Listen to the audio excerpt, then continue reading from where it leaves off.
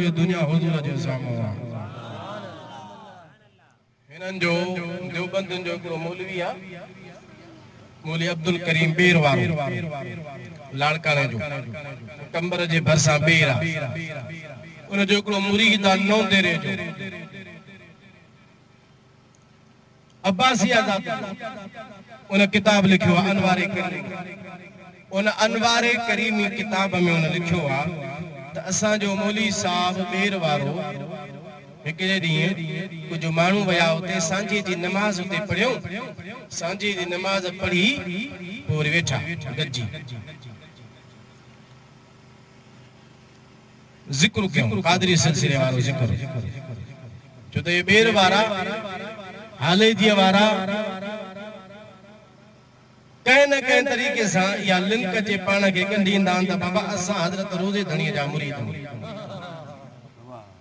रोज़े वारे जा असां मुरीद आहियूं निभागा भॼी भॼी थका पर किथे जाए पनाह जी कोन था मिलनि पोइ बि वेठा असांजे पीरनि में लिकण जी कोशिशि कंदा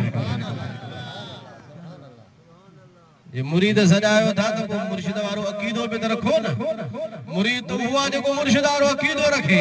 इहो कहिड़ो मुरीद आहे जो मुर्शिद जो अक़ीदो हिकु ऐं मुरीद जो अक़ीदो वरी टियों तूं तो चई नबी असां जहिड़ो पीसे रोज़े धणी जो अक़ीदो छा आहे पीसे रोज़े धणी फरमाइनि था न बशर ख़ान मत ऐ दोस्त न हूरो न परी हम पर तो हिजाबस तो चीज़े दिगरी या रसूल अल्लाह आवाखे बशर भी न थो चई सघां हूर परी भी कोन थो चई सघां हबीब ये बशरियत अदा तुंहिंजे मथां पर्दा पियलनि हक़ीक़त में तू मोहम्मद शैबिया बशरियत जो पर्दवा हकीकत मोहम्मदी अञा बि शइ थींदी आहे पीसे रोज़े धणी रज़ी अल्लाह ताला अन्हु जो त इहो अक़ीदो आहे ऐं मुला तूं पाण नबीअ खे पाण जहिड़ो इंसान समझी त नबी असां जहिड़ो इंसान हुयो वरी लिको अचे रोज़े वारे जे चादर में असां रोज़े धणी जा मुरीद आहियूं बहरहाल इहा हुननि जी ॻाल्हि आहे पर ठली दावा आहे अक़ीदो उहो आहे ई कोन जेको हज़रत पीसे रोज़े धणी रज़ी अल्लाह अन्हु जो अक़ीदो आहे पर चूंकि पीसे रोज़े वारे रज़ी अल्लाह ताला अन्हु जो सिलसिलो क़ादरी सिलसिलो आहे ऐं क़ादरी सिलसिले जे मुताबिक़ जमात में ज़िक्र भी थींदो रहंदो आहे सांझीअ जे नमाज़ खां पोइ ऐं सुबुह जे नमाज़ खां पहिरियां 11 भेरा कुल अल्लाह शरीफ़ पढ़बो आहे हज़रत गौसुल आज़म खे न्याज़ पेश कबो आहे पोइ 4 तस्बीह ज़िक्र क़ादरी सिलसिले जो शुरू कबो आहे हुन बेर वारे बि इहो बि ज़िक्र पियो कराए पंहिंजी लाइन जो मिलाइण पिया त ज़िक्र बि कराईंदो आहे कुल पढ़ियो 4 तस्बीहूं ज़िक्र जूं कयूं ज़िक्र जूं 4 तस्बीहूं करे पोइ मुराक़बो कबो आहे ला इलाहा इल्लल्लाह इल्लल्लाह अल्लाहु वरी घड़ी कन जे लाइ मुराक़बो कबो आहे कंधो खणी पंहिंजो हेठि कबो आहे ऐं दिलि में लफ़्ज़ अल्लाह जी आवाज़ पैदा करण जी कोशिशि कबी आहे बहरहाल हुन जो ज़िक्र कराए जॾहिं वेठा कंधो हेठि करे घड़ी खां पोइ कंधो खयो मथे दुआ वग़ैरह घुरियो तो जेके आया हा उन्हनि में हिकिड़ो ॿिए खे पियो चवे ॾिठुई चई छा चई साईं बेर वारे जेको कयो उहो तो कोन ॾिठो चई न मूं तो कोन ॾिठो अलाए छा हो चई साईं ज़िक्र करायो कराई असांजो मुंहुं काबे ॾे हो चई हा साईं जो मुंहुं असां ॾे ठीकु ज़िक्र कराई हो त ॾिठोसीं पर ॿियो छा हो चई इहो साईं जॾहिं मुराक़बे में वेठा हा न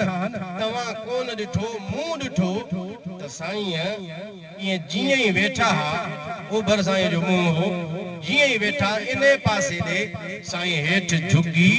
पेशानी ज़मीन ते रखी ऐं सजदो कयो इहो हुननि लिखियो आहे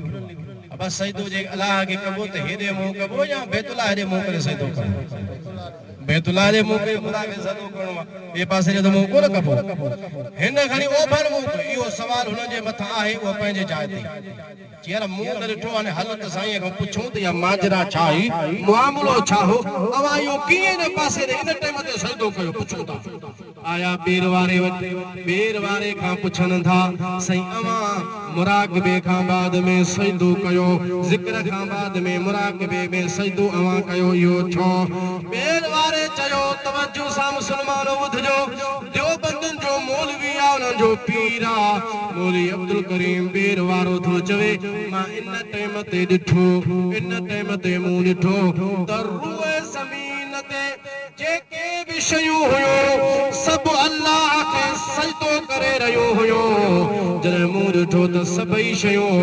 इन टाइम ते अल्लाह खे सजदो पे कयूं त मुंहिंजे दिलि चाहियो त मूं बि इन टाइम ते अल्लाह खे सजदो कयां तॾहिं सजदो कयो हाणे हेॾे तवजो कयो जे ॿेर वारे खे या ख़बर पइजी सघिजे थी या ॿेर वारो ॾिसी सघे थो त हाणे